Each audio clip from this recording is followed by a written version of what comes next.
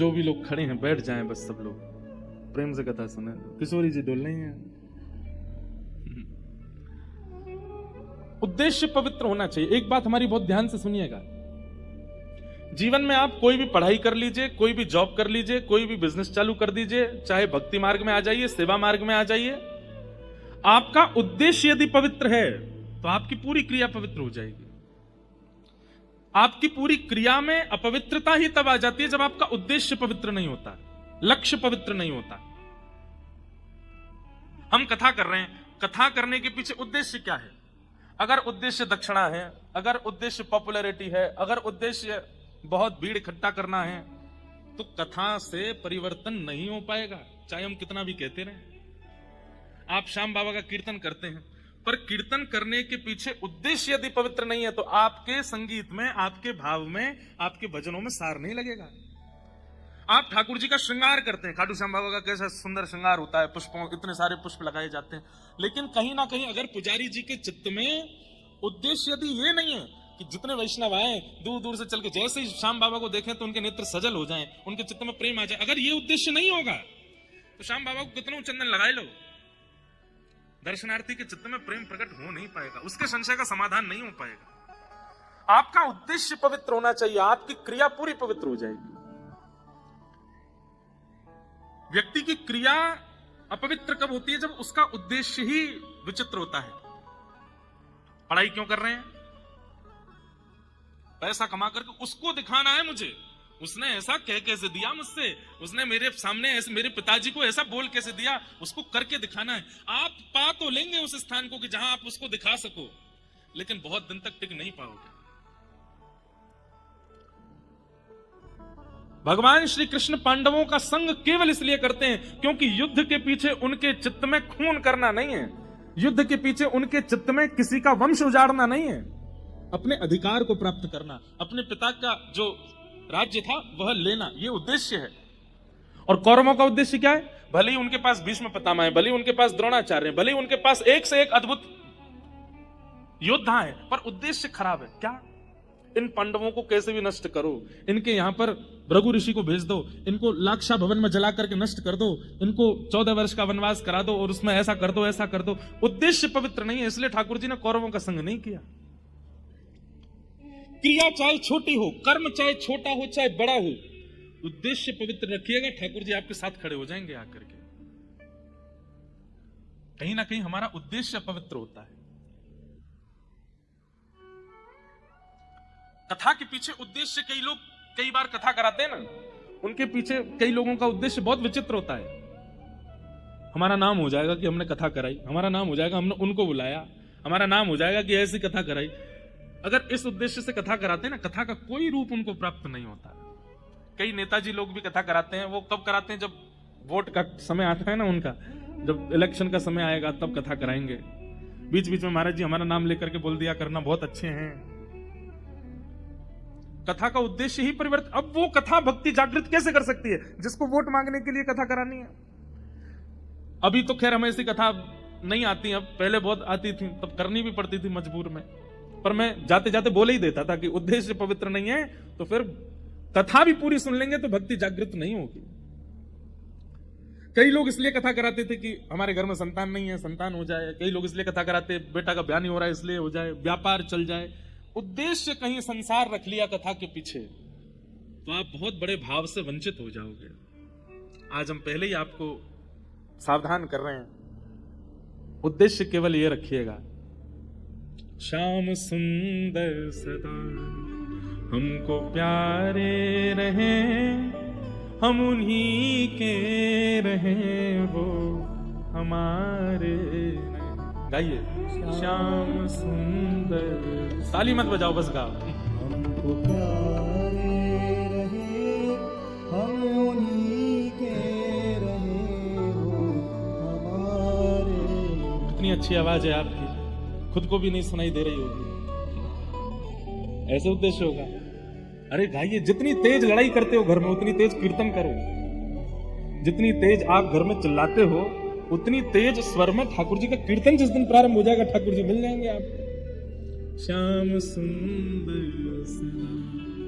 हमको प्यारे रहे, हम उन्हीं के रहे, वो हमारे रहे।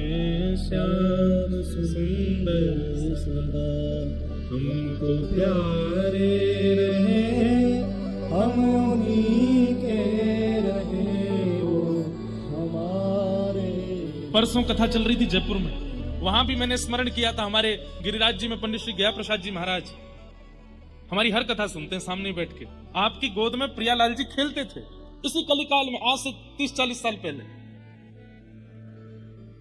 आपसे किसी ने आके कहीं बोले लाला बहुत खेले, ठाकुर जी बहुत पीड़ा देते हैं, ठाकुर जी बहुत जीवन में उथल पुथल मचाते हैं, कभी मेरे काम रुकवा दें, कभी मेरे पैसा खर्च करवा दें, कभी मेरी मैया बीमार कर दें, कभी मेरी पत्नी को उठाए दें, ठाकुर जी बहुत खेले।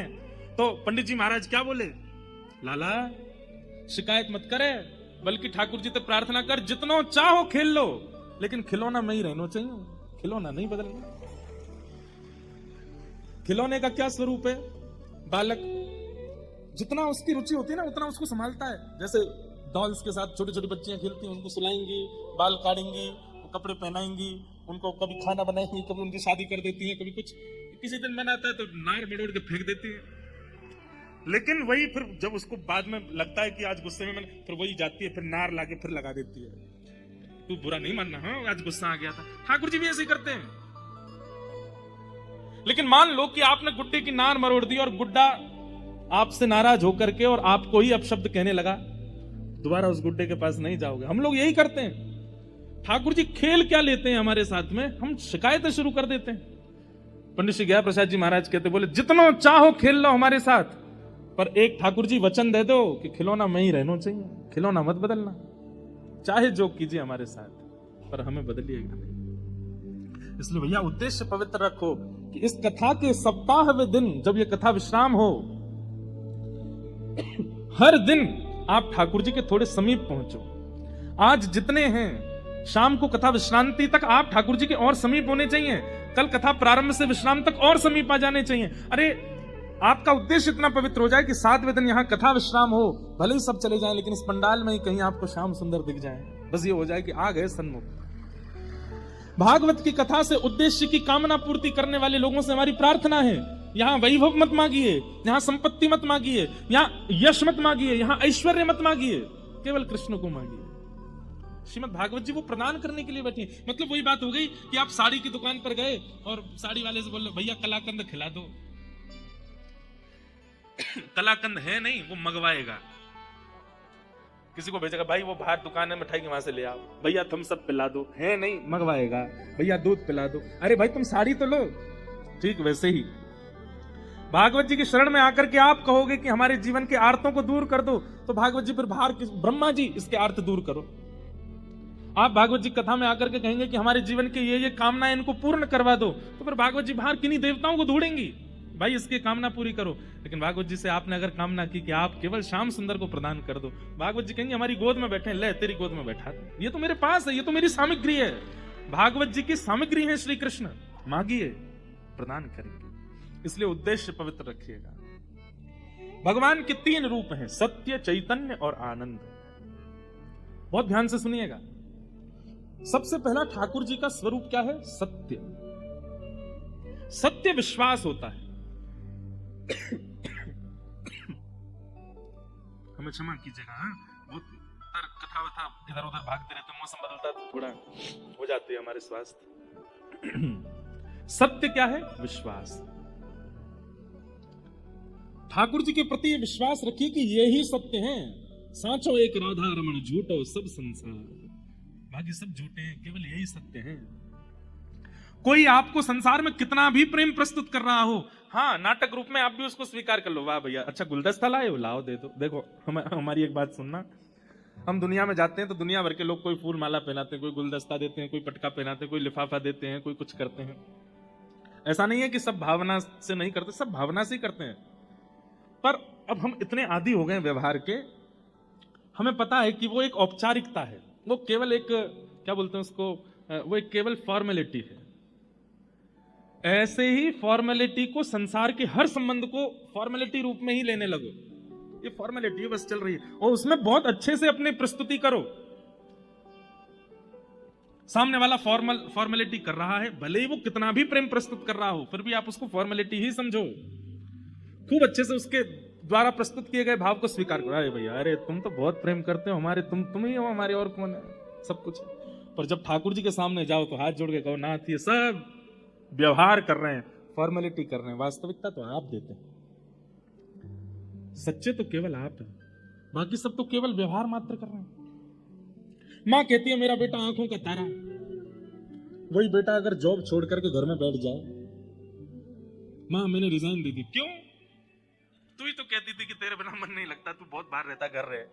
अब माँ सुबह शाम आलू के परांठे बनाओ, घर ही रहूंगा मैं, कुछ नहीं करना। वैसे तो माँ का वात्सल्य अति अद्भुत होता है, पर फिर भी 2-4 महीने बाद माँ के मन में भी आएगा कुछ करा धरा तो कर, पूरे दिन मांगता रहता आलू का पराठा। संसार बड़ा नश्वर है बंधुओं। लोगों को जब ये बात अनुभव हो जाती है ना कि आपसे उनका कोई क्रिया भाव नहीं है, वो अपने व्यवहार को छोड़ने लगते हैं, दूर करने लगते हैं। पर ठाकुर जी से प्रेम स्वच्छ क्यों है? क्योंकि आपसे ठाकुर जी का कोई काम नहीं बनने वाला, पर वो फिर भी आपके संग रहते हैं। आप जो पवाते हैं पाते हैं, जैसे पहनाते हैं पहनते हैं, जहां ले जाते हो वहां जाते हैं।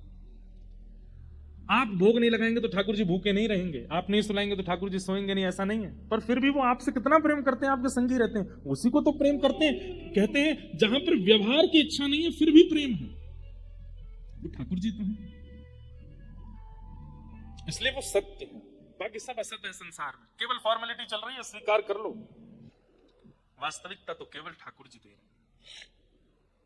सत्य, भगवान सत्य है। दूसरी बात, ठाकुर जी चैतन्य है, वो जड़ नहीं है। आप उनके प्रति जड़ बुद्धि मत रखा कीजिए। हमारी बात मानिएगा, जिस दिन आप भगवत सेवा से जड़ बुद्धि निकाल देंगे, उस दिन से आपकी सेवा अद्भुत होने लग जाएगी। आपके मन में यह व्यवहार नहीं है कि ये जड़ हैं, उसी दिन से। एक बार सागर एक जगह है मध्य प्रदेश में, वहां पर एक बिहारी जी का मंदिर है, बहुत ध्यान से सुनिएगा। तो वहां बिहारी जी का मंदिर है, तो वहां बिहारी जी की गौशाला भी छोटी सी, तो वहां गैया की सानी भी पुजारी जी करते थे, बिहारी जी की सेवा भी पुजारी जी करते थे। सानी समझते हैं? भूसा आदि, उसमें चारा आदि मिला करके गाय के लिए उपयुक्त उसको बनाना, उसको सानी कहते हैं। तो पुजारी जी बेचारे पूजा भी करते, सेवा भी करते, गौशाला में सानी भी करते, सब करते। आज पुजारी जी पता नहीं क्यों श्रमित ज्यादा हो गए, तो गैया की सानी नहीं करी उन्होंने। तो स्वयं बिहारी जी गए सानी करने, ठाकुर जी निकल के गए और सानी करके आए। इतने में पुजारी जी लौटे आए, तो ठाकुर जी दौड़ करके गए और जाके ऐसे खड़े हो गए। जैसे ही ठाकुर जी जाके खड़े हुए, तो पुजारी जी ने क्या देखा, गौशाला से लेके मंदिर तक पूरे ऐसे भूसा पड़ा हुआ है, भूस पड़ा हुआ है मंदिर में। जैसे ठाकुर जी को था, ठाकुर जी के हाथ पर गैया की सानी के वो सब भूसा लगे हुए थे। पुजारी समझ गए, बोले जय जय, आज मैं भूल गया तो आप सानी करके आए गैया की। तो ये कथा हम सुना रहे थे कथा में, तो हमने केवल ये बताया कि पुजारी जी ने देखा कि ठाकुर जी के हाथ में सानी के भूसा लगे हैं, तो पुजारी जी के नेत्र सजल हो गए। मैंने कहा भैया ऐसे बिहारी जी आपके सागर में विराजते हैं। अब इतना कहकर के कथा विश्राम हो गई, हम जैसे जाने लगे, एक बालक दौड़ा दौड़ा आया, बोले महाराज जी आपने क्या कर दिया? मैंने क्यों? आपने कथा सुनाई कि बिहारी जी सानी करके आए हैं, अपने आसन पे आके बैठ गए हैं, पुजारी जी आकर के उनको देख करके रोने लगे, और आपने वही कथा विश्राम कर दी। मैंने इससे आगे कथा है भी नहीं। अरे कम से कम इतना तो बोल देते कि पुजारी जी ने कपड़ा लेके ठाकुर जी के हाथ पहुंचे, अब रात भर ठाकुर जी के हाथ में सानी लगी रहेगी। आपने कथा वही विश्राम कर दी। अब यहां देखिए, वो व्यक्ति कथा को कथा की तरह नहीं सुन रहा है, वो व्यक्ति कथा को ऐसे सुन रहा है कि प्रत्यक्ष लीला हो रही है, महाराज जी उसको बता रहे हैं, और महाराज जी ने ठाकुर जी के हाथ से सानी की भूसा हटाए नहीं। अब रात भर ठाकुर जी उसमें, उसकी वो बात मेरे हृदय से घर कर गई कि घर जाकर के कक्ष में बैठ के अपना आसन बिछा के मैंने फिर कथा करी। और कथा में फिर हमने कहा अकेले ही कि पुजारी जी गए और फिर बिहारी जी के हाथ में जल से थोड़ी वो सानी पहुंची, और उसके बाद बिहारी जी की शयन आरती करा के सुलाया। इसे क्या कहते हैं? इस भावना को कहते हैं चैतन्य। क्या कहते हैं? आप जो यहां लीला सुन रहे हैं, आप जो यहां भाव सुन रहे हैं, ये केवल एक वक्तव्य नहीं है, ये कथा नहीं है, ये प्रत्यक्ष लीला है। इसलिए कथा में कहते हैं विक्षेप मत डालिए, बीच में उठिए मत, बीच में आइए मत, बीच में जाइए मत। क्यों? आपकी कथा सुनते समय वक्ता कोई लीला सुना रहा है और उसको अगर विक्षेप होता है तो वो लीला वास्तव में घट रही होती है और वो वहीं रुक जाती है, और फिर लीला विक्षेप का जो अपराध होता है वो लगता है। ठाकुर जी चैतन्य है, वो जड़ नहीं है। और ये बातें सब विश्वास पर निर्भर करती हैं। मानो तो मैं गंगा मां हूं, ना मानो तो बहता पानी। ना मानने वालों के लिए वो केवल एक जल है और मानने वालों के लिए साक्षात गंगा है। ठाकुर जी के प्रति चैतन्य भाव, वो जड़ नहीं है, वो मार्बल के नहीं है, वो धातु के नहीं है। आहा, मीराबाई कहती, हे मायरी मायरी मायरी मैंने लियो री गोविंदा मोल रे, मैंने लियो री गोविंदा मोल रे, मैंने लियो री गोविंदा मोल, मैंने लियो री गोविंदा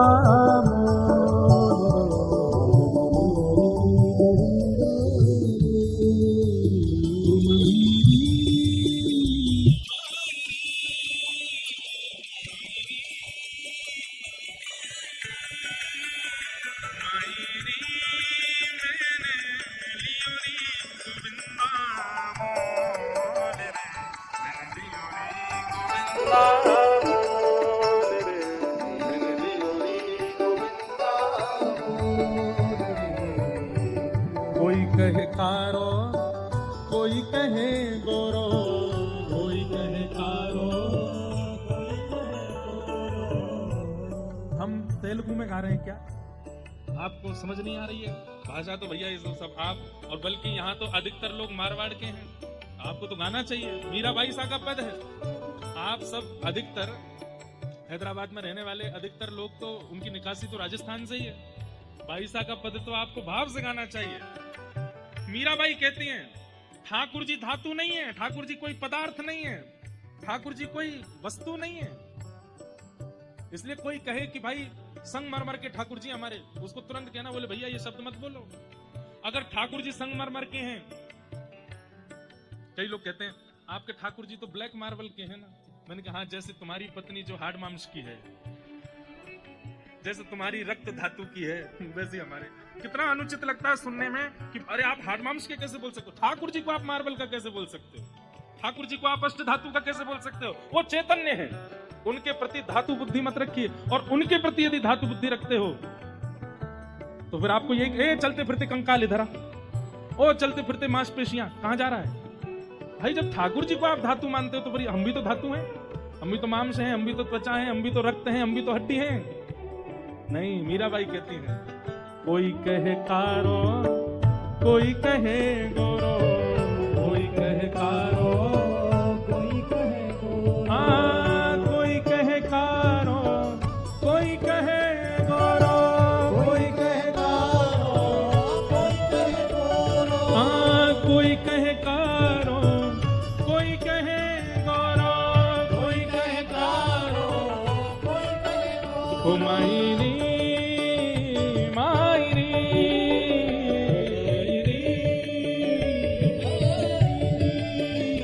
मायरी मैंने लीनी आँखा खोल रे, मैंने लियो री गोविंदा मोल रे, मैंने लियो री गोविंदा,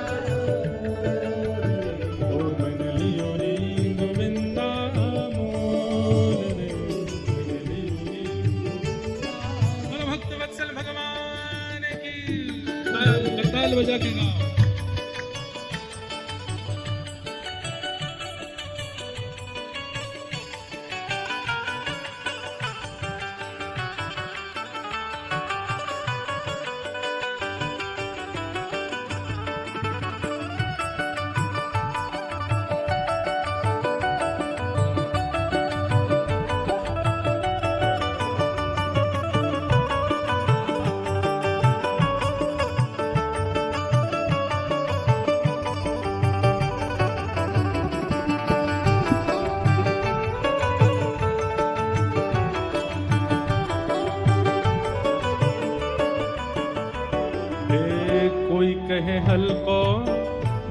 कहे भारो, कोई कहे हल्को, कोई कहे भारो, कोई कहे हल्को, कोई कहे भारो, कोई कहे हल्को, कोई कहे भारो, हाँ कोई कहे हल्को, कोई कहे भारो,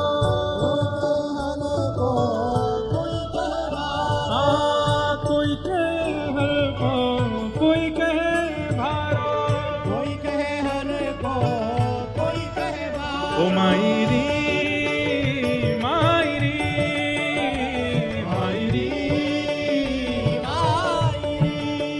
ओ मायरी, मैंने लियोरी तराजू तोल रे, मैंने लियोरी गोविंदा मोल रे, मैंने लियोरी गोविंदा ओ मैंने लियोरी गोविंदा मोल रे, मैंने लियोरी गोविंदा। और सारे प्रश्नों का उत्तर मीराबाई अंतिम पंक्ति में देती है। कोई कहता काला, कोई कहता गोरा, कोई कहता भारी, कोई कहता हल्का, कोई कहता चोरी, कोई कहता खरीद के लाइए। कोई कहे महंगो, कोई कहे सस्तो, कोई कहे महंगो, कोई कहे सस्ता, हाँ कोई कहे महंगो, कोई कहे सस्तो, कोई कहे महंगो, कोई कहे सस्ता, ए कोई कहे महंगो, कोई कहे सस्तो, कोई कहे महंगो, कोई कहे सस्ता, कोई कहे महंगो, कोई कहे सस्तो, कोई कहे महंगो, कोई कहे और सस्ता। इस पंक्ति को सुनिएगा, मीराबाई क्या कह रही है। ओ मायरी ये तो आवत प्रेम के मोल रे, ये तो आवत प्रेम के मोल, ओ मैंने लियोरी गोविंदा मोल रे, लियोरी गोविंदा मोल रे, ओ मैंने लियोरी गोविंदा मोल रे। आइए मायरी मायरी मायरी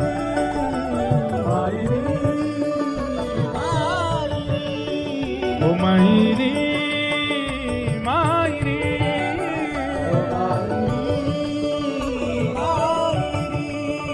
ओ मायरी, मैंने लियोरी गोविंदा मोल रे, मैंने लियोरी गोविंदा मोल रे, मैंने लियोरी गोविंदा मोल रे।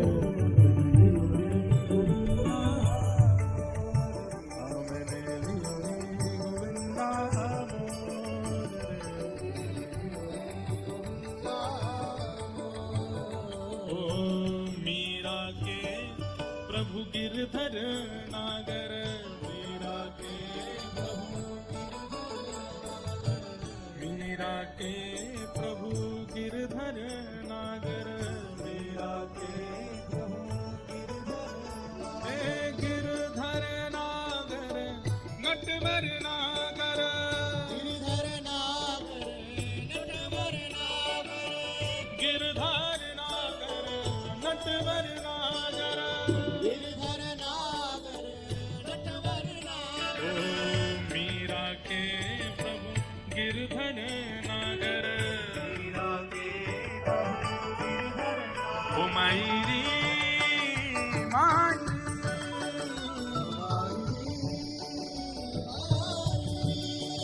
ओ मायरी, ये तो पूरब जन्म को मेल रे, मैं तो लियोरी, मैं तो लियोरी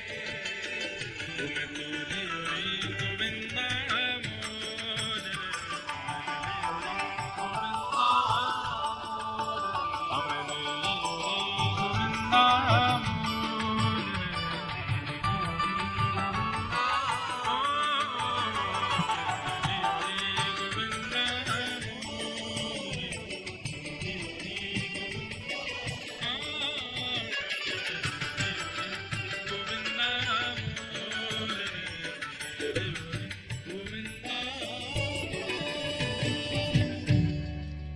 चैतन्य बुद्धि, यही ठाकुर जी का दूसरा स्वरूप है। उनको चैतन्य मानना, मीराबाई कह रही हैं, कोई कहे महंगो कोई कहे सस्तो, अरे सुनो भैया कान खोल के, क्या ये तो आवत प्रेम के मोल। ये ऐसे ही नहीं आते, ये प्रेम के कारण आते हैं, प्रेम के वशीभूत होकर के आपके पास आते हैं। मीरा के प्रभु गिरधर नागर, ये तो पूर्व जन्म को मेल रे, मैंने लियो री गोविंदा मोल। मीराबाई किसी रूप में स्वीकार कर ही नहीं सकती हैं कि ठाकुर जी पाषाण हैं, ठाकुर जी मूर्ति हैं, ठाकुर जी खाते नहीं हैं, ठाकुर जी बोलते नहीं हैं, ठाकुर जी ऐसे नहीं, सब करते हैं मीराबाई के साथ, क्योंकि वो उनको चैतन्य मानती। गोस्वामी तुलसीदास जी महाराज मानस जी को चैतन्य मानते हैं, वेदव्यास जी महाराज भागवत जी को चैतन्य मानते हैं, और मानते शब्द से कहीं ना कहीं विरोध हो जाता है। चैतन्य है, चैतन्य बुद्धि रखनी पड़ेगी। आप बरसाने गए, वृंदावन गए, नंदगांव गए, लेकिन जैसे गए वैसे ही आ गए, कोई फर्क नहीं पड़ा। इसका मतलब आप उनको चैतन्य मान के देख के नहीं आए हो, आप उनको जड़ मान करके ही दर्शन करके आए हो। अगर चैतन्य बुद्धि रख ली होगी तो वहां जाकर के कुछ अनुभव ना हो, ऐसा हो नहीं सकता। भगवान का दूसरा स्वरूप क्या है? चैतन्य। और सत्य और चैतन्य, इन दो बुद्धियों को जो अपने चित्त में व्यवस्थित कर लेता है, उसको ठाकुर जी फिर तीसरे रूप का आस्वादन कराते हैं, आनंद सच्चिदानंद रूपाय। सत्य, चैतन्य और आनंद।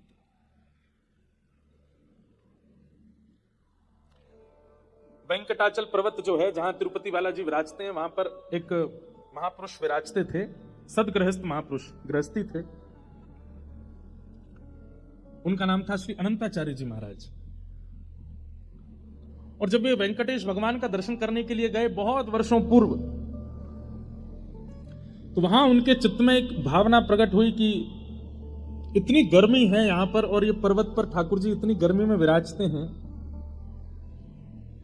एक ठाकुर जी के सुख के लिए यहां पुष्करणी होनी चाहिए, पुष्करणी तालाब, जलाशय हो, जिसमें ठाकुर जी कभी नौका विहार कर लें, कभी जल क्रीड़ा कर लें, आनंद करें।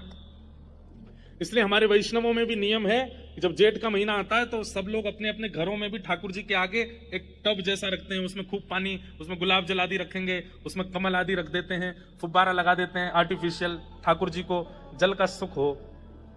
उसी को श्री वैष्णव परंपरा में पुष्करणी कहते हैं। विश्व में जहां कहीं भी मंदिर है, ठाकुर जी की पुष्करणी जरूर सिद्ध होती है। हमारे वृंदावन में राधा वल्लभ जी और बिहारी जी में जाओगे तो वहां तो श्रोता ही वो दर्शनार्थी भीगते रहते हैं, ऊपर फुवारे चलते रहते हैं ठाकुर जी के आगे। तो श्री अनंताचार्य जी महाराज के चित्त में आया कि ठाकुर जी के लिए एक जलाशय होना चाहिए। लेकिन वो इतने सेवक थे कि उन्होंने कोई ऐसा नहीं कि 4, 5, 10, 20 लोगों को ले आए हों, खुद ही लग गए सेवा में, खुद ही फावड़ा उठाया, गड्ढा करके वहीं पुष्करणी तैयार करने लगे। उनकी गृहिणी साथ में थी, वो सगर्भा थी, गर्भ में बालक था। अपनी पत्नी से बोले, देवी देखो, सगर्भ अवस्था में कथा सुनना, वैदिक पुराणों का पाठ करना, ठाकुर जी की सेवा करना, ये सब बहुत लाभकारी होते हैं। तुम्हारे गर्भ में बालक है, मैं जानता हूं पीड़ा तो है, पर तुम थोड़ी मेरी सहायता करना, मैं यहां से खोद खोद के परात में भरूंगा, तुम बस उसको उठा करके वहां फेंकती आना। ठीक है, लग गए दोनों सेवा में। गर्मी का समय, ठाकुर जी की सेवा का विधान है, जितनी रज रज के ठाकुर जी की सेवा करोगे उतनी जल्दी ठाकुर जी प्रसन्न होकर दर्शन देंगे। कलयुग में केवल दोनों भुजा उठा करके हरे कृष्ण कृष्ण कृष्ण हरे हरे, हरे राम राम राम हरे हरे, और जितने उत्कंठ भाव से, जितने भाव से, जितने प्रेम से भगवान नाम गाओगे, उतनी जल्दी ठाकुर जी मिल जाएंगे। आप भले ही कलयुग में ठाकुर जी को मुकुट उल्टा पहना दो, ठाकुर जी को बुरा नहीं लगता। हाँ, आचार्य चरण आएंगे घर पे तो टोक देंगे, मुकुट उल्टा पहनाया है, श्रृंगार ऐसे नहीं ऐसे करना है, उनको टोकने का अधिकार है। ठाकुर जी को बुरा नहीं लगता। ठाकुर जी कहें अब तो जैसे चाहे कर ले, कलयुग है भैया। हमारे पूज्य नाना जी पंडित श्री कृष्णलाल शास्त्री जी, वो इतनी अच्छी व्याख्या करते थे, बोले लाला, दीपावली पे पटाकिन की दुकान जब खुलेगी ना, तब अगर तू जावेगा तो पटाखे बहुत महंगे मिलेंगे। और बोले जब पटाकिन की दुकान बंद है रही हो, पुलिस घूमती है ना कि बंद करो 9-10 बजे सब बंद, उस समय अगर पहुंचोगे तो दुकानदार को ये लगती जल्दी जल्दी मेरे पटाखे बिके, तो वो 100 रुपए वाला पटाखा भी 50 में बेच देगा। ठीक वैसे ही ये संसार दुकान है। सतयुग में ये खुलती है, इसलिए भगवत प्राप्ति बहुत महंगी है। कलयुग में शटर बंद हो रहे हैं, कलयुग में विश्राम हो रहा है। तो जब यहाँ जीव कहता मैं तप नहीं कर सकता, ठाकुर जी बोलते मत करे, यज्ञ कर ले, बोले यज्ञ भी नहीं होगा, बोले मत करे, सेवा कर ले, बोले वो भी नहीं होगी। अरे एक बार हरि बोल दे, बोले हाँ वो बोल दूंगा, बोले जल्दी बोल और मुंह पा ले। इसलिए कलयुग में भगवत प्राप्ति बड़ी सहज कर देते हैं ठाकुर जी, बड़ी सर। अभी हम निकल नहीं पा रहे हैं, अभी भक्तमाल की कथा पूरी हुई ना परसों जयपुर में, वहां श्रीमन चैतन्य महाप्रभु का चरित्र कहा। क्या अद्भुत चरित्र है महाप्रभु जी का, पूरा नहीं हो पाया, 3 दिन कहे, 3 दिन में भी महाप्रभु जी का चरित्र बहुत थोड़ा थोड़ा कहा, तब भी बहुत अधूरा रह गया। नाम की कैसी महिमा, अद्भुत। इसलिए कलयुग केवल नाम आधारा, ये नाम के आधार पर चलता है। श्रेष्ठ से श्रेष्ठ, पवित्र से पवित्र भगवत प्राप्ति का साधन क्या है? तब सूत जी महाराज कहते हैं, बोले वैसे तो नाम से भगवत प्राप्ति हो जाएगी, बहुत ध्यान से सुनिएगा सब लोग, आप केवल नाम का आश्रय ले लीजिए, नाम गाना शुरू कर दीजिए। नाम देखिए, मंत्र अलग होता है, नाम अलग होता है। कई लोग जब मंत्र दीक्षा ले लेते हैं तो दीक्षा लेने के बाद बोलते हैं महाराज जी नाम क्या जपना। नाम आप कोई भी जप सकते हो, श्री राधा जपो, श्री कृष्ण कृष्ण जपो, गोविंदा गोविंदा वेंकट रमना गोविंदा जपो। नाम आप कोई भी जप सकते हो, राम राम जपो। लेकिन मंत्र वही होना चाहिए जो आचार्य चरणों ने आपको प्रदान किया। मंत्र नहीं बदल सकते, नाम आप कितना भी गा सकते हैं, कभी भी गा सकते हैं, कैसे भी गा सकते हैं। तो नाम आवश्यक है कलिकाल में। लेकिन नामी को जाने बिना अगर नाम गाओगे तो उसका प्रभाव इतना नहीं होगा। बात समझ रहे हैं हमारी?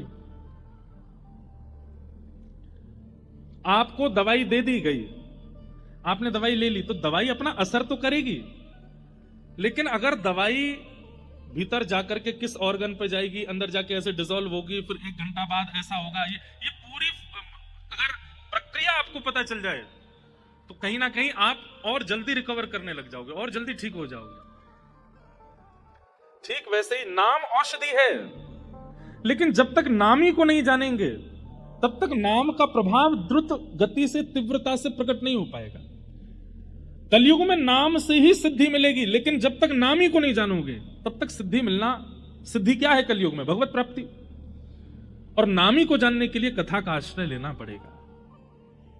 अब आप जप रहे हैं कृष्ण कृष्ण कृष्ण कृष्ण, लेकिन कृष्ण को जानते नहीं है, तो कृष्ण कृष्ण जपने से लाभ तो मिलेगा, लेकिन जैसा मिलना चाहिए वैसा नहीं मिलेगा।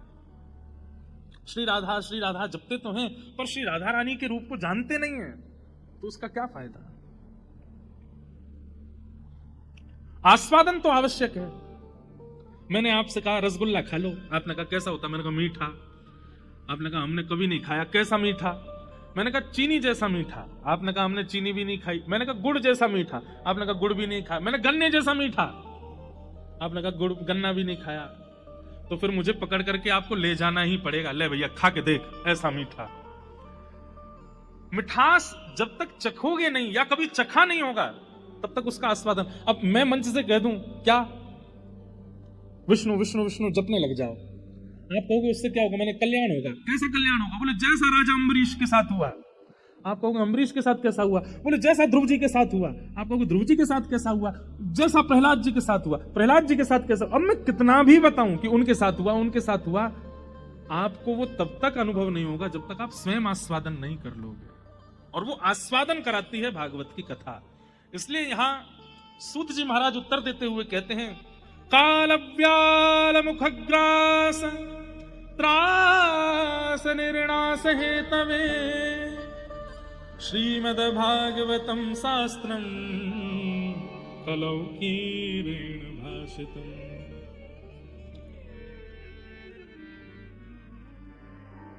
काल रूपी व्याल के मुख में, व्याल कहते हैं सर्प को, हम आप सब लोग बैठे हैं। जब हंस अकेला उड़ जाएगा, खाली पिंजरा पड़ा रह जाएगा। हम सबकी स्थिति कैसी है? हम सबके अंदर एक हंस बैठा है जिसका नाम है आत्मा, और ये शरीर क्या है? ये पिंजरा है। इस पिंजरे की शोभा तब तक है जब तक वो हंस अंदर बैठा है। पिंजरा तब तक अच्छा लगता है जब तक पंछी है। किसी दिन अगर पिंजरे का जरा सा भी गेट खुला रह गया, पंछी उड़ जाएगा, फिर पिंजरे की कोई वैल्यू नहीं। हम आप सब लोगों का जीवन ऐसा ही है। हमारी वैल्यू केवल तब तक है जब तक प्राण है, लेकिन ये प्राण कब चले जाएं कुछ नहीं पता। भगवान नहीं करे हम आज की कथा सुना रहे हैं, पर कल की कथा सुना पाएंगे इसके कोई हमारे पास में कोई गारंटी नहीं है। आप सुन पाओगे इसकी आपके पास कोई गारंटी नहीं है। प्राण कभी भी जा सकते हैं। काल व्याल मुखग्रास त्रास निर्णास हे तवे, ये काल रूपी सर्प के मुख में बैठे हम तब तक जीवित हैं जब तक काल का मुख खुला है। सर्प का मुंह खुला है तब तक चूहा जिंदा है। सर्प जैसे मुख बंद करेगा मृत्यु निश्चित है। इसलिए क्या करे, बोले जब तक काल का मुख खुला है प्रयास करे कि उतनी देर में कथा का आस्वादन कर ले, क्योंकि काल ने अगर मुख बंद कर लिया और आपने कथा का आस्वादन नहीं किया तो कहीं ना कहीं आप अपने कल्याण से भटक जाओगे। एक बात हमारी बहुत याद से सुनिएगा, मैं और आप इस संसार में भले ही कितने उद्देश्य लेके आए हों, धन कमाना है, ऐश्वर्य कमाना है, नाम कमाना है, प्रॉपर्टी बनानी, फैक्ट्री बनानी, जो भी है, पर मूल बात यह है कि हम इंसान बन के इसलिए आए कि दोबारा हमें आना ना पड़े इस पृथ्वी पर। अगर आप किसी अन्य जीव को देखते हो ना, आप छिपकली देखते हो, आप कॉकरोच देखते हो, आप गधा देखते हो, आप किसी अन्य जीव को देखते हो, आप ये बात जान सकते हो इसका पुनर्जन्म होगा। लेकिन मानव देह मिला है तो इसका मतलब क्या है, इसको अपॉर्चुनिटी मिली है, ये चाहे तो अपने जन्म मरण के चक्कर से अभी छुटकारा पा सकता है। और उसके प्रयास में जो लग जाता है उसी व्यक्ति का जीवन सफल है।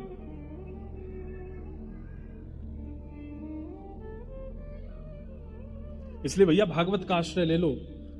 काल आवे मृत्यु आवे उससे पहले पहले भागवत जी का आस्वादन करते हुए जीवन में जो जो वक्ता बताते हैं उनको अपने जीवन में इंप्लीमेंट करना शुरू कर दो, लाना शुरू कर दो, उसी से कल्याण हो जाएगा। और नाम का आश्रय ले लो। श्रीमद् भागवतम शास्त्रम कलौ कीरेण भाषितम। इस कलिकाल में भगवत प्राप्ति का श्रेष्ठ से श्रेष्ठ, पवित्र से पवित्र यदि कोई साधन है तो वो साधन भागवत की कथा। हम कहां तक कहें, 7 दिन भी बहुत दूर की बात है, 2 घंटे 1 घंटा 10 मिनट कथा सुनकर के मैंने देखा है लोगों को परिवर्तित होते हुए। महाव्यसनी अपनी माता जी को छोड़ने आए थे कथा में, माँ ने कह दिया 10 मिनट बैठ के चला जा, कथा तो चल रही है। 10 मिनट बैठे, 7 दिन की कथा निकल गई, जीवन बदल गया। उर्दू पुंड लगाते हैं, नित्य वृंदावन जाते हैं, हर महीने वृंदावन परिक्रमा करते हैं, ऐसा जीवन। ये बदलने की सामर्थ्य भगवत लीला में है, भागवत की कथा। इसलिए सूत जी महाराज कह रहे हैं श्रेष्ठ से श्रेष्ठ, पवित्र से पवित्र इस कलिकाल में भगवत प्राप्ति का साधन भागवत की कथा है, उसका आस्वादन करो।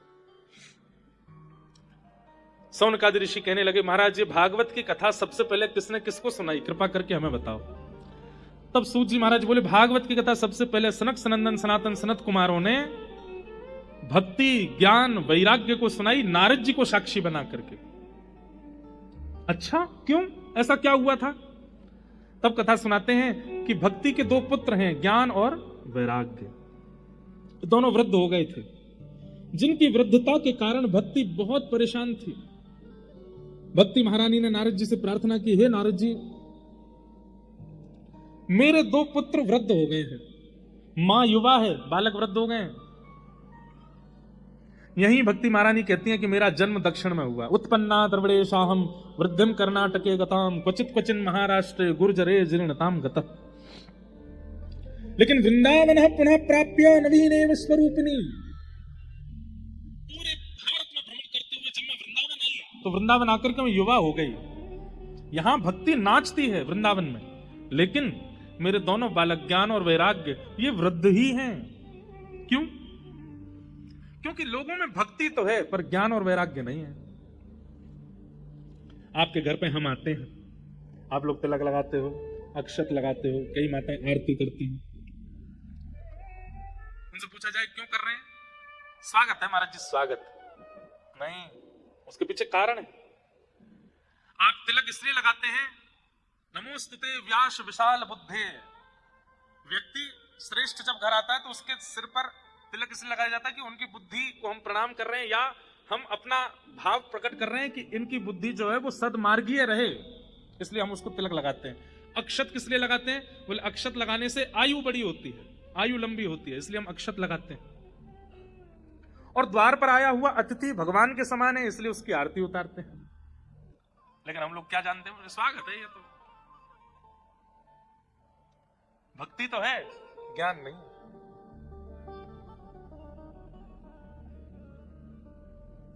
अष्ट सिद्ध नवनिध के दाता असवर दीन जानकी माता, राम रसायन तुमरे पासा सदा रहो रघुपति के दासा, तुमरे भजन राम को पावे जन्म जन्म के।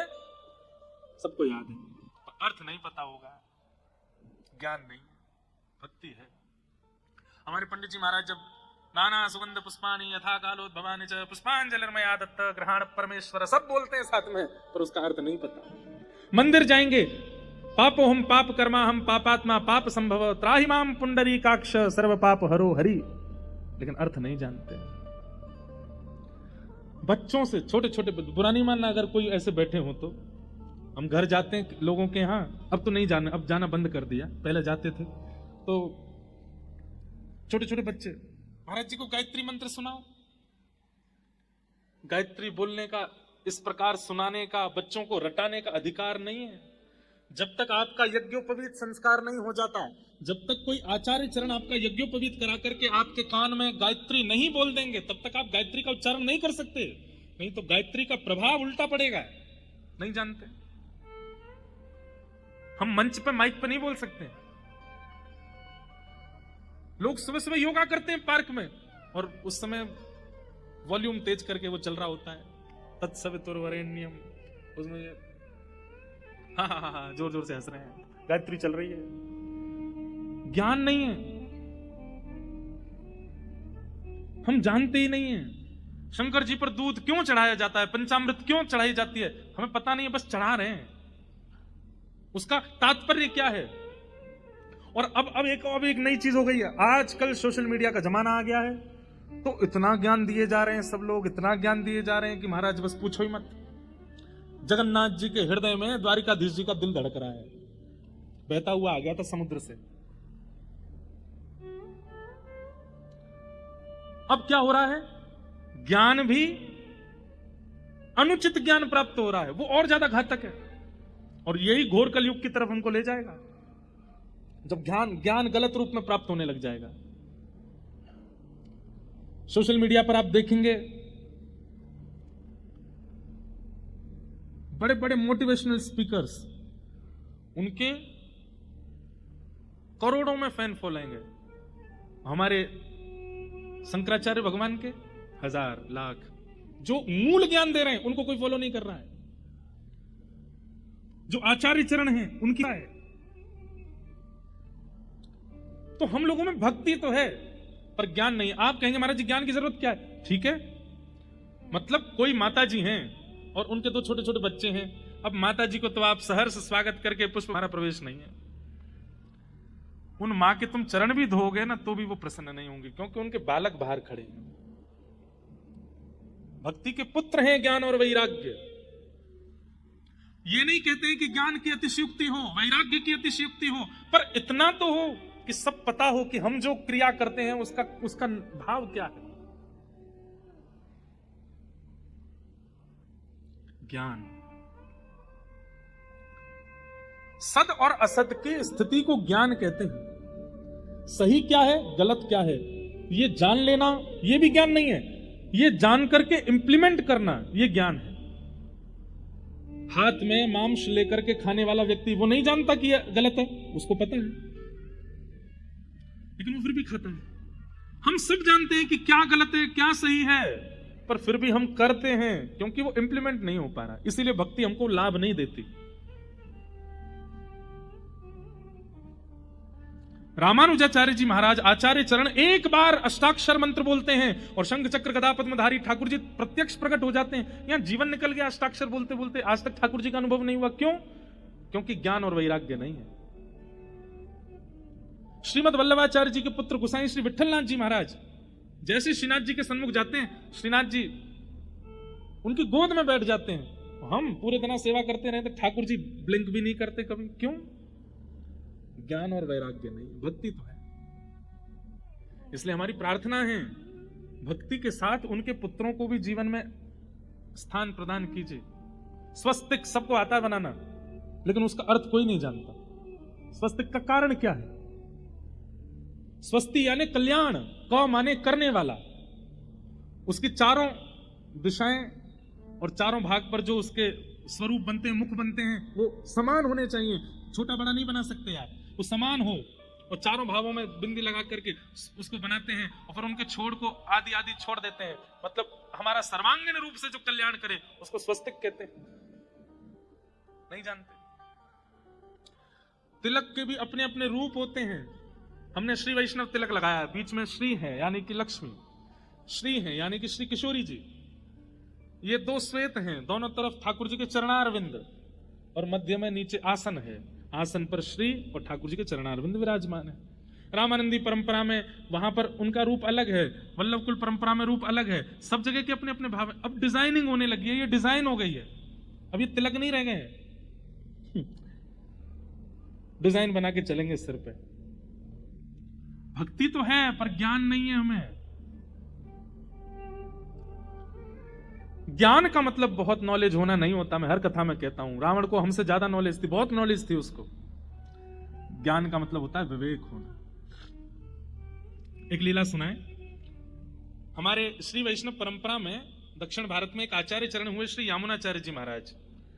अभी रामानुजाचार्य जी का चरित्र भी था भक्तमाल जी में, तो अभी वही सुगंधी चल रही है ना बार बार, इसलिए बार बार वो स्मरण में आ रहे हैं।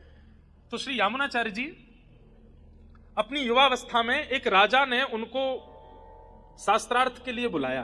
बहुत ध्यान से सुनिएगा, ज्ञान कहते किसको है ये सुनिएगा। तो एक पंडित जी थे दक्षिण भारत में, उनका नाम था कोलाहल। क्या नाम था? तो कोलाहल पंडित जी क्या करते थे, इतने ज्ञानी थे, इतने ज्ञानी थे, वो सबको हराते घूमते थे। उनके सामने कोई मिल जाता है, इधर आओ मुझसे शास्त्रार्थ करो, और सामने वाला जब हार जाता था तो उससे कहते अब एक पत्र पर लिखो मैं कोलाहल पंडित जी से हार गया, आज के बाद ये मुझे जब भी मिलेंगे मैं इनको दंडवत प्रणाम करूंगा, कुछ दक्षिणा दूंगा। सब ब्राह्मणों से यही करवाते। तो एक राजा थे दक्षिण भारत में, चोल देश के राजा थे संभवतः, उनका नाम था पांडे। उनको इसमें बड़ा आनंद आता था कि एक हारे और एक जीते। वो ऐसी सभाएं करते रहते थे शास्त्रार्थ की। तो उन्होंने कोलाहल पंडित जी को परमानेंट रख लिया अपने राज्य में। बोले मैं ढूंढ ढूंढ करके विद्वानों को लाऊंगा, आप सबको हराते जाओ और मेरे देश का नाम रोशन करते जाओ। कोलाहल पंडित जी सबको हराते थे। तभी किसी ने नाम प्रस्ताव किया, बोले कि यामुनाचार्य जी हैं, उनको बुलाओ। तो यामुनाचार्य जी के लिए पालकी भेजी गई। पालकी में बैठ करके यामुनाचार्य जी आए, सामने कोलाहल पंडित जी बैठे, इधर यामुनाचार्य जी बैठे। तो बहुत ज्यादा गुण होना भी अच्छा नहीं होता। एक बात हमारी लिख लीजिएगा, कहीं अगर जगह मिले तो आपको लिखने की, थोड़ा सा अपूर्ण रहना चाहिए। बहुत योग्य और बहुत पूर्णता नहीं होनी चाहिए जीवन में। घड़े में थोड़ा पानी कम होगा, बोतल में थोड़ा पानी कम होगा तो खोलने पर छलकेगा नहीं। ऐसे कई लोगों को लगता है कि हम सर्वांगीण रूप से ऑलराउंडर बन जाएं, ये भी कर लें, वो भी कर लें, ये भी आ जाए, वो भी आ जाए, ये भी आ जाए और परिपूर्ण आ जाए। नहीं, थोड़ा अपूर्ण रहने दीजिए अपने आप को। थोड़ा ज्ञान में भी अपूर्ण रहो, थोड़ा भक्ति में भी अपूर्ण रहो, थोड़ा वैराग्य में भी अपूर्ण रहो, थोड़ा खाने पीने में भी पेट को अपूर्ण रखो। अपूर्णता आवश्यक है, क्योंकि जो पूर्ण होता है ना उसका छलकने लग जाता है। तो कोलाहल पंडित जी पूर्ण थे, यामुनाचार्य जी शांत बैठे थे।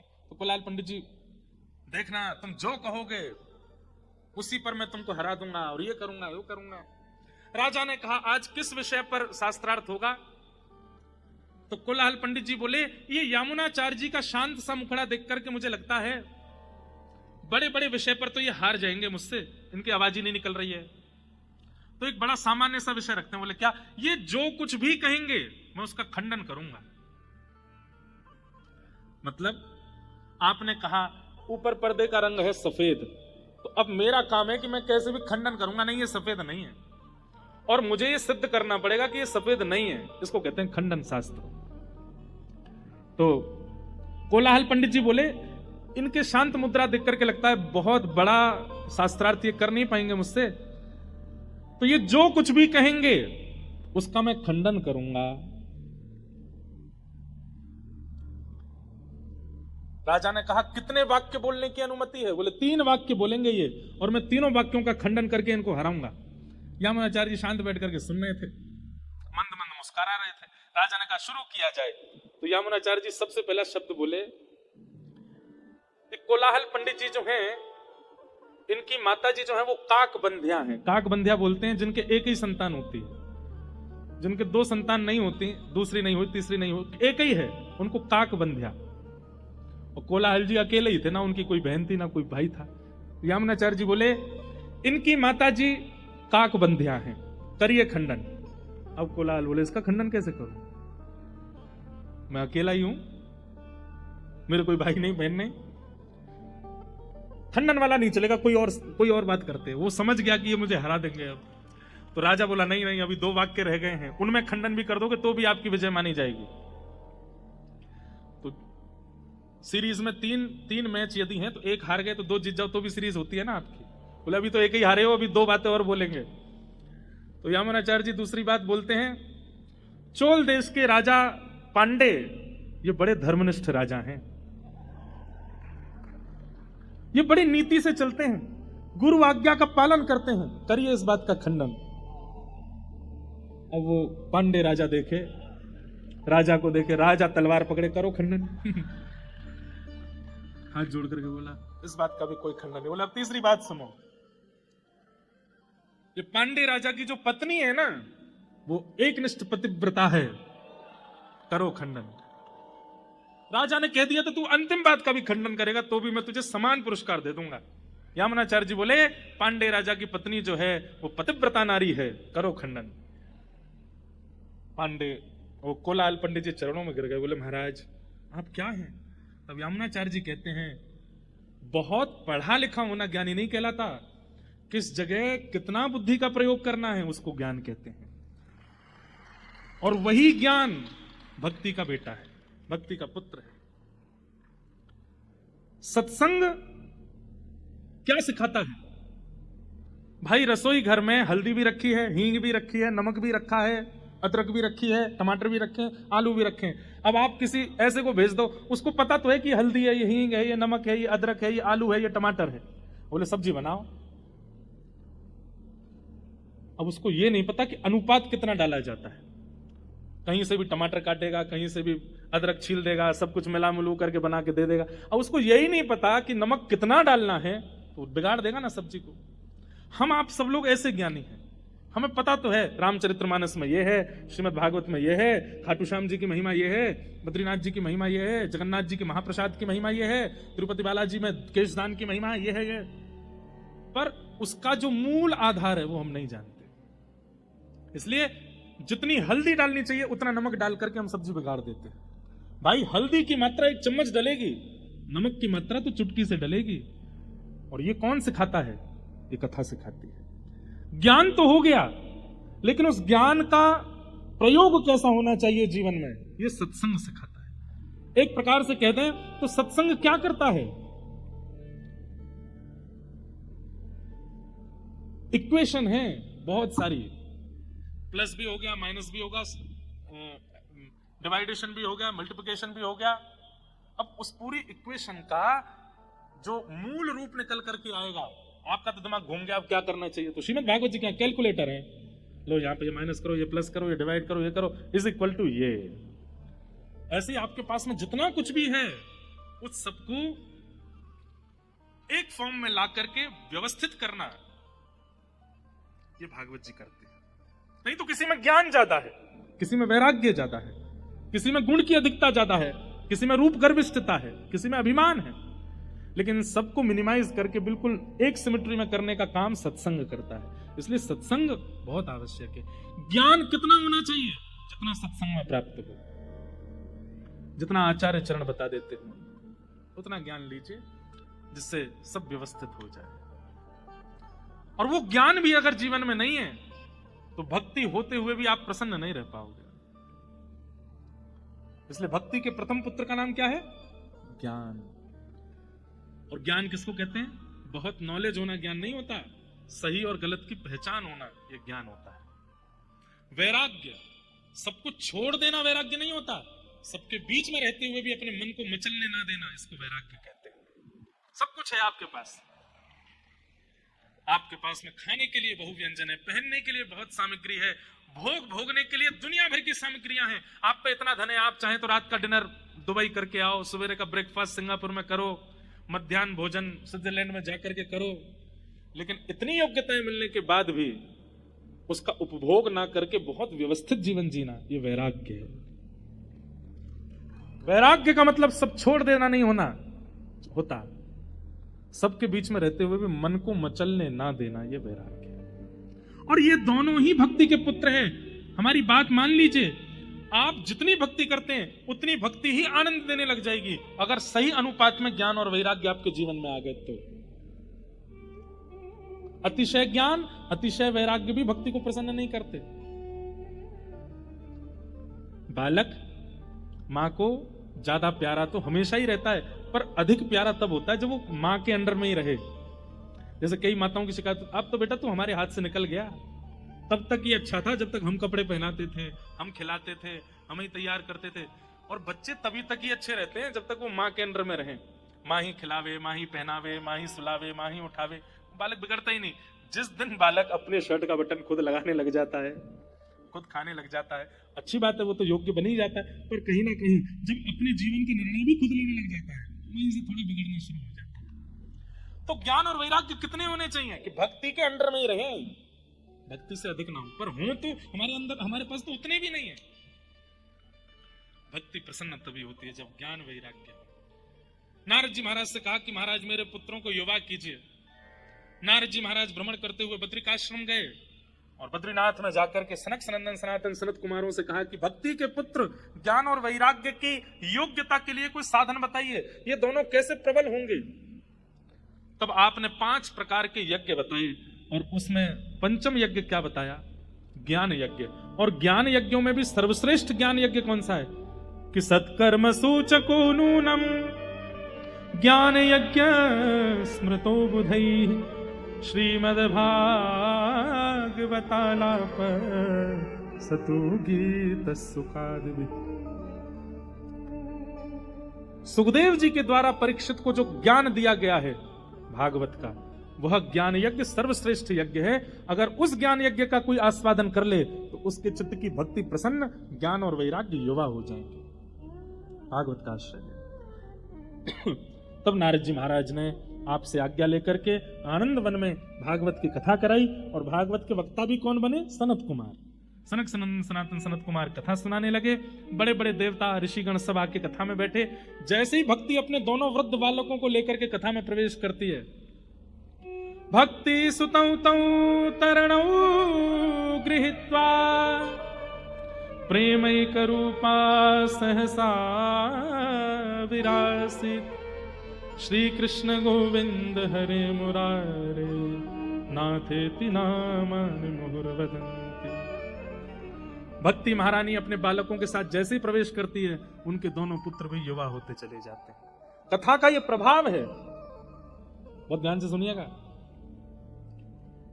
हम कितने बजे आ गए थे कथा में? 5:15, लगभग 5, 5:15। 5:15 बजे से अभी बज रहे हैं 7:15। पिछले 1 महीना में पहली बार ऐसा होगा 2 घंटे से आपने फोन नहीं उठाया अपना। कितने लोगों ने 2 घंटे से किसी ने मैसेज चेक नहीं किया। कब कोई कर भी ले गया हो तो वो तो भैया श्रेष्ठ है ही है। चलो फोन चला भी लिया हो, बीच में थोड़ा देख भी लिया हो, पर पिछले 2 घंटे से उठे भी नहीं आप। अपने पूरे 1 महीने को देखो, रात में सोने के अलावा इतने एकनिष्ठ होकर के आप कब बैठे थे पिछली बार?